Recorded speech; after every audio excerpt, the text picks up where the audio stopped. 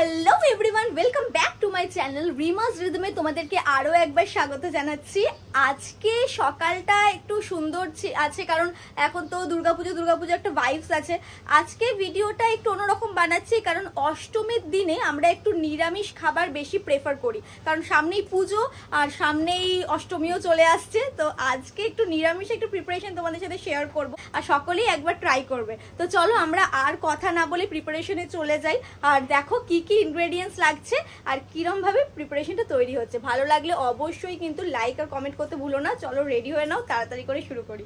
এইখানে আমার ব্লগ চলছে আর ওখানে ইনগ্রেডিয়েন্টস গুলো রয়েছে।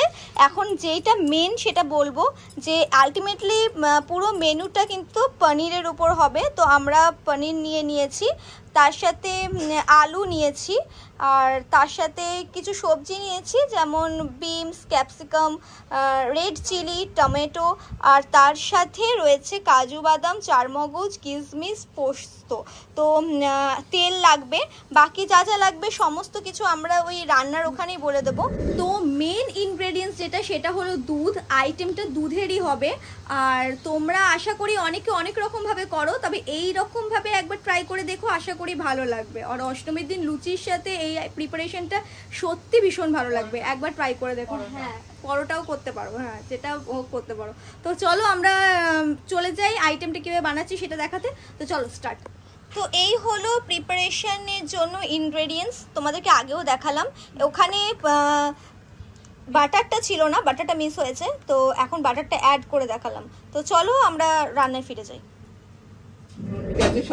গ্যাস জ্বালানো কমপ্লিট, কড়াই বসানো হয়ে গেছে। তো তেলটা একটু গরম করতে সময় দিতে হবে, তারপরে আমরা এর মধ্যে পনিরগুলোকে ফ্রাই করে নেব।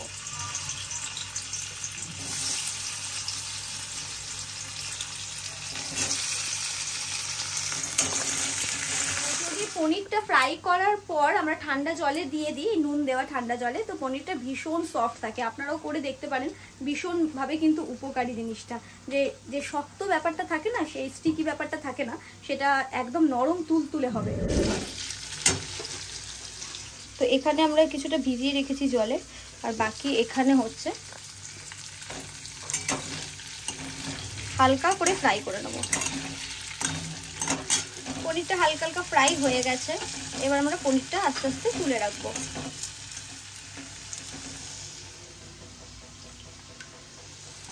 তো আমাদের তেলে আমরা সমস্ত পনিরগুলো তুলে ফেলেছি। এরপরে এর মধ্যে দেব, হ্যাঁ গরম মশলা যাবে, আর এখানে আলু কাটা আছে, তারপরে ফ্রাই হবে। প্রথমে এই গরম মশলাগুলো মধ্যে থেকে কিছুটা নিয়ে আমরা এর মধ্যে দেব, ঠিক এই পরিমাণ দেব। আর এখানে তেজপাতা আছে আর এখানে বাটার আছে, তো আমরা এইগুলো এখানে দিয়ে কিছুটা ফোড়ন দিয়ে নেব। এখানে আমরা বাটারটা দিয়ে দিলাম।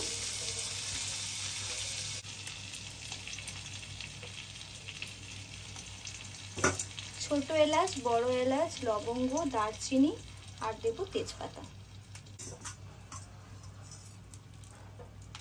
ব্যাস, আপনারা চাইলে সামান্য শাহমরিচও দিতে পারেন, সেটাও ভালো লাগবে। এবারে আস্তে আস্তে আলুগুলো আমরা কড়াইয়ে ছেড়ে দেবো। ভীষণ মানে এত দারুণ একটা স্মেল এসেছে, মানে সামনে না থাকলে বোঝা যাবে না আর কি।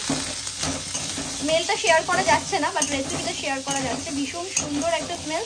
আর এর সাথে আমরা আলুগুলো দিয়ে দিলাম, একটু আলুগুলো ফ্রাই করে নেবো। আচ্ছা, আলুটা বেশ অনেকটাই সুন্দর রেডিশ হয়ে গেছে, একটু ব্রাউন ব্রাউন হয়ে গেছে। এরপরে আমরা এর মধ্যে বাকি যে সবজিগুলো মানে এইগুলো, সেগুলো এর মধ্যে দিয়ে ফেলবো। এই ক্যাপসিকামটা একটু পরে দেওয়ার কারণ হলো যে ক্যাপসিকামের একটা নিজস্ব ফ্লেভার আছে, সেটা যদি প্রচণ্ড ফ্রাই হয়ে যায় তাহলে সেটার স্মেল আর সেই ফ্লেভারটা আসে না। তাই একটু মানে সিদ্ধ কম হবে আর ক্যাপসিকামটা একটু মানে নরম নরম হবে, তারপরে আমরা বাকি ইনগ্রেডিয়েন্টসগুলো দেবো। এইটা আস্তে আস্তে হোক, তা করতে আমরা এখানে টমেটোর মধ্যে একটু আদাটা গ্রেট করে দিয়ে দেবো। খুব বেশি পরিমাণে আদা লাগবে না, দেখতেই পাচ্ছেন যতটুকু আছে তার 1/3 আমরা এর মধ্যে দেবো। এখানে একটা সুন্দর স্মেল ক্যাপসিকামের আসতে শুরু করে দিয়েছে। আমাদের এখানে আদাটা কমপ্লিট, আর আমরা লাল মানে রেড কালারের চিলি আমরা এর মধ্যে টুকরো করে দিয়ে দিচ্ছি। জিনিসটা অলরেডি হয়ে এসেছে, অনেকটাই নরম হয়ে গেছে। এবার আমরা এই টমেটো আর আদার গ্রেট করা এটা দিয়ে দিলাম। তো আমাদের সবজিগুলো মোটামুটি ফ্রাই হয়ে এসেছে। আমরা টমেটো আর আদার যে গ্রেট করা ছিল সেটা আমরা দিয়ে ফেলেছি। এবারে একটু নাড়াচাড়া করবো আর একটু ঢাকা দিয়ে দেবো যাতে সমস্ত সবজিগুলো একটু সফট হয়ে যায় আর টমেটোটা যাতে একদম পেস্ট হয়ে যায়, মানে নরম হয়ে। তাতে কি হবে, একটা রেডিশ কালার আসবে। এরপরে আমরা একটু হোয়াইট টোনের উপর যাব, মানে মনে হচ্ছে যেন শাড়ির অ্যাড করছি। হোয়াইট টোনের উপর যাবো, মানে এতে দেবো হচ্ছে চারমগজ আর পোস্ত বাটা। সেটা কিরকম ভাবে দেবো সেটাও দেখাচ্ছি। তো চলো ভিডিওটা কন্টিনিউ করো। খানিকটুকু জল দিলাম যাতে নিচটা লেগে না যায়। এরপরে এটাকে আমি ঢাকা দিয়ে একটু হালকা সিদ্ধর মতো করে নেব। আচ্ছা, ঢাকাটা খুলে নিলাম। এবারে দেখুন টমেটোগুলো কত নরম হয়ে গেছে, একদম নরম হয়ে গেছে। আর আলুটাও দেখুন খুব সুন্দরভাবে এই যে সিদ্ধ হয়ে গেছে। তো আমাদের মোটামুটি এইটা রেডি। এখানে খানিকটা কাজু আর কিশমিশ রেখেছি গার্নিশিংয়ের জন্য, সেটা লাস্টে দেখাবো কিভাবে দেব। আর এখানে রয়েছে পেস্ট করা, এই পেস্ট করা যেটা রয়েছে সেটা দেখাবো কি আছে। এখানে রয়েছে কাজু বাটা, পোস্ত বাটা আর চারমগজ, তাই তো? এটা আমরা এখানে এবারে দিয়ে দেবো। এই যে কালারটা এতক্ষণ ধরে আপনারা এখানে দেখছেন, এটা তো অনেকটা রেডিশ ভাব আছে না? এরপরে দেখুন পুরো ব্যাপারটা কেমন নিমিষের মধ্যে চেঞ্জ হয়ে যাবে।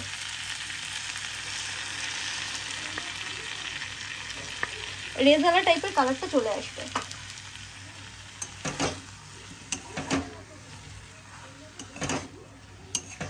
এক এক করে পনিরগুলো এর মধ্যে দেব।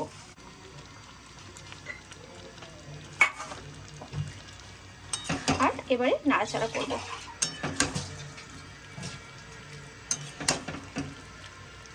আর নুনটা কিন্তু আমরা এখন দেব। গোটা রান্নায় কিন্তু প্রথমে আমরা নুন ব্যবহার করিনি, পুরো রান্না কমপ্লিট হওয়ার ঠিক আগের মুহূর্তে নুনটা আমরা দেব। আচ্ছা, রেডি হয়ে গেছে। আমরা এরপরে নুনটা দিয়ে দেব। আমরা এখানে দুধটা রেডি করে নিচ্ছি। ব্যাস, আর লাগবে না। এই দুধটা আমরা এবার এখানে ঢেলে দেব।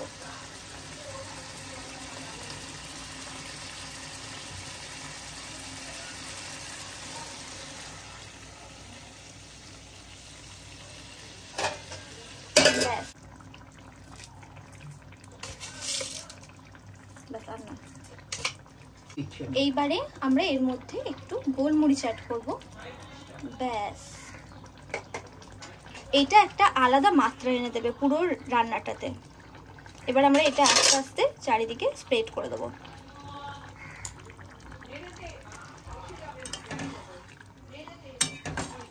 এটা আমরা চারিদিকে স্প্রেড করে দিলাম। তো রেডি আমাদের মোগল পনির। এত অপূর্ব খেতে হয়েছে, এত দারুণ দেখতে হয়েছে। তো আপনারা অবশ্যই একবার ট্রাই করুন। এত সুন্দর একটা রেসিপি, যেটাতে কোনো রকম আপনারা দেখলেনই যে পেঁয়াজ রসুনের কোনো রকম বালাই নেই। আর বিভিন্নভাবে এটাকে খাওয়া যেতে পারে, পরোটার সাথে খাওয়া যেতে পারে, লুচির সাথে খাওয়া যেতে পারে। আপনাদের যেমন বললাম সামনেই অষ্টমী আসছে, তো সেই মহাষ্টমীর দিনে আপনারা অবশ্যই এই পনিরের আইটেমটা বানাতে পারেন। এবং আপনারা যারা যারাই বানাবেন অবশ্যই আমাকে কমেন্টে লিখবেন যে কেমন লাগলো।